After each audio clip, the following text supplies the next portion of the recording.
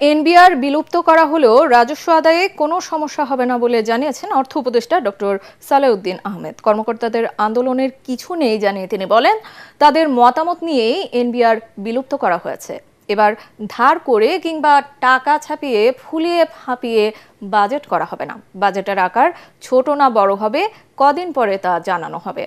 এবার অন্তর্বর্তী সরকার কোনো মেগা প্রকল্প করবে না বলেও জানান অর্থ উপদেষ্টা। সচিবালয়ে ক্রয় সংক্রান্ত উপদেষ্টা কমিটির বৈঠক শেষে এসব কথা বলেন তিনি।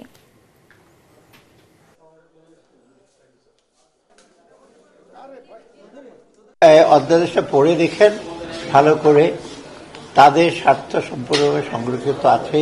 পলিসি একটা ডিভিশন হবে, এটা অত্যন্ত ছোট একটা ডিভিশন। অথবা এনবিআর এর আপনার চিন্তা করার দুশ্চিন্তা করার কোনো কারণ নেই।